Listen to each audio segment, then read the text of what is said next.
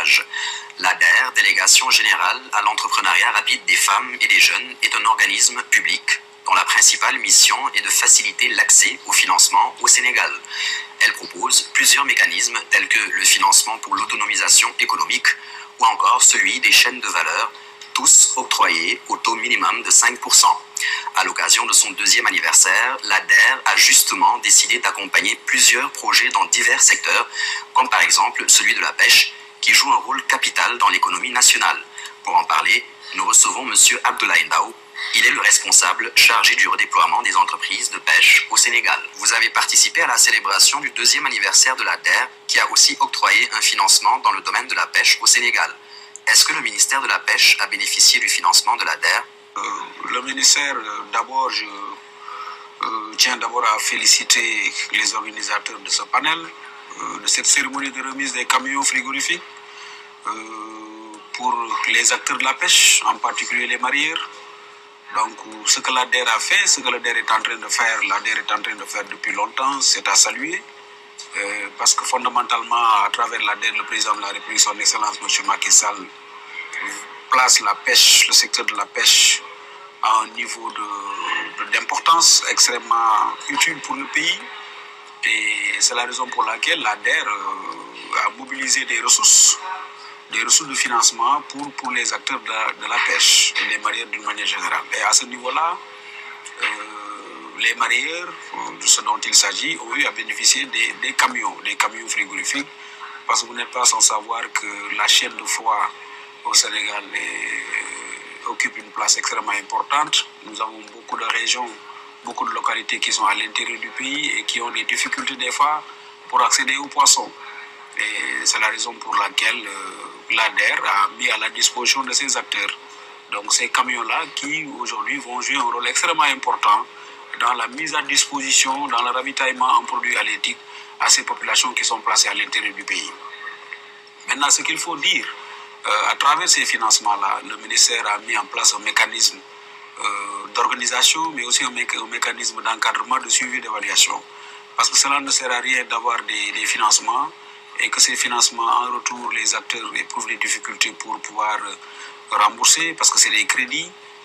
Ça doit tourner, c'est la raison pour laquelle il y a un mécanisme de prise en charge et d'encadrement et surtout de suivi et évaluation de ces financements qui sont remis aux acteurs de la pêche. Pourquoi le choix de ces armateurs rougettiers? Bon, spécifiquement, les armateurs rougettiers ont eu à bénéficier d'un financement de fonds de roulement. Donc fonds de roulement parce que tout simplement cette catégorie de pêche, c'est une catégorie qui a éprouvé des difficultés pour faire leurs activités. Et lorsqu'ils ont exprimé le besoin, l'autorité a pris ça en considération et nous a instruit de les aider, de les encadrer et de les pousser à s'organiser en groupement, en coopérative pour pouvoir capter des ressources, pour pouvoir capter des financements. Parce qu'en réalité, le financement du secteur de la pêche, c'est une question extrêmement importante. Les acteurs sont extrêmement nombreux, plus de 6 000 acteurs, 6 000 personnes qui travaillent dans ce secteur-là. Et spécifiquement, ces acteurs-là, c'est des armateurs, comme vous le dites, c'est des armateurs qui vont en mer, qui ont besoin de fonds de roulement. Et le fonds de roulement est extrêmement important pour la compétitivité même de leurs armements. Ils se sont organisés en groupement, ils sont organisés en coopérative et ils ont fait des requêtes. Et aujourd'hui, ces requêtes-là sont bien traitées par l'ADER et ils ont mis à leur disposition vraiment un fonds de roulement qui sera certainement d'un apport extrêmement important pour la suite des activités à dérouler. Est-ce qu'il y a un mécanisme de financement? Si oui, comment? Effectivement, vous savez, pour la question du financement de ces acteurs qui sont organisés en coopérative, le plus important, c'est toujours de mettre en amont un dispositif d'encadrement. Parce que ce dispositif d'encadrement permet d'apporter ce que l'on appelle les renforcements de capacité. Permet aussi de mettre en place un dispositif de suivi et évaluation des crédits ou des financements qui sont remis aux acteurs. S'il n'y a pas ce mécanisme ou ce dispositif d'encadrement, pour recouvrer ces crédits, des fois ça pose problème, ça peut amener des lenteurs et des problèmes de justice. C'est la raison pour laquelle la responsabilité du ministère, qui a la responsabilité morale d'encadrer ces acteurs, parce que ces acteurs dépendent de lui. Donc les financements qui sont reçus, pour nous autres, en tant qu'autorité, en tant en tant que technicien du secteur, en tant que responsable de ces acteurs que nous devons capaciter, que nous devons encadrer. Parce que sans encadrement, il est difficile d'avoir des résultats qui sont escomptés. C'est la raison pour laquelle le ministre nous a instruit de mettre en place un dispositif inclusif, mais aussi un dispositif participatif d'encadrement pour les pousser vraiment à bien utiliser les ressources qui leur sont données. Et cela va de soi. Et c'est ça qui est l'objectif, parce que l'ADER, si l'ADER aujourd'hui a la possibilité d'appuyer les gens, si l'ADER a la possibilité d'apporter des financements, c'est parce que derrière, il y a des crédits qui sont remboursés. Sans le remboursement des crédits, vraiment, ça pose problème. Au-delà de l'encadrement et des financements, est-ce qu'il est prévu un autre moyen d'accompagnement pour les armateurs rougettiers? À ce niveau-là, nous sommes dans une phase de transition. La phase de transition, c'est aujourd'hui d'aller vers le renouvellement de la flotte semi-industrielle. Parce que cette flotte-là, elle est vieille, elle est vétuste, elle est obsolète, elle est inopérante, elle n'est pas compétitive. C'est la raison pour laquelle, au niveau du ministère, il y a un programme de renouvellement de cette flotte semi-industrielle pour permettre à ces armements d'être plus compétitifs, d'être plus opérationnels et vraiment d'avoir de la valeur ajoutée. Mais au-delà de l'infrastructure, de la modernisation de l'infrastructure, il y a un aspect extrêmement important que je voudrais dire, c'est-à-dire le renforcement de capacité du capital humain. Parce que c'est des personnes, c'est des humains, c'est des acteurs, c'est des acteurs qui encadrent. C'est des humains, c'est des acteurs qui font le travail. Et aujourd'hui, nous sommes dans un contexte mondial où on parle du surgissement du coronavirus, le Covid-19. C'est un problème. Que faut-il faire face à cette situation de crise?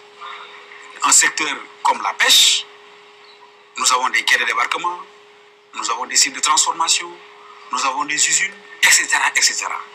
Moi, je pense que ce qui est important aujourd'hui, c'est d'aller vers la mobilisation de l'ensemble de ces personnes, de ces acteurs qui travaillent dans ce secteur-là pour les capaciter, les donner des moyens de comprendre, leur donner des moyens de pouvoir faire face à ces défis-là. Parce que les problèmes auxquels nous faisons face aujourd'hui, ces types de problèmes-là, c'est des problèmes qui n'existaient pas il y a quelques années. Ça veut dire pourquoi? Ce qui veut dire que nous devons fondamentalement aller vers une mutualisation de nos forces.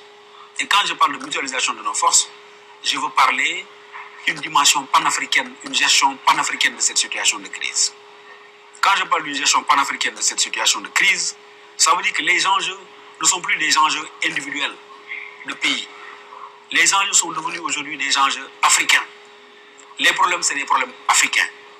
Et le traitement que nous devons apporter à cette question ne peut être qu'un traitement collectif, une mutualisation de nos forces, que les pays africains doivent se réunir. Les pays africains doivent mutualiser leurs forces pour apporter une doctrine du décèlement précoce de ces types de crises. Ne pas attendre que la catastrophe soit là pour agir, mais il faut en amont mettre en place un dispositif d'alerte, un dispositif de prévention. Et ce dispositif de prévention et d'alerte, nous ne pouvons le réussir qu'en capacitant, qu'en donnant des moyens humains, intellectuels à nos acteurs.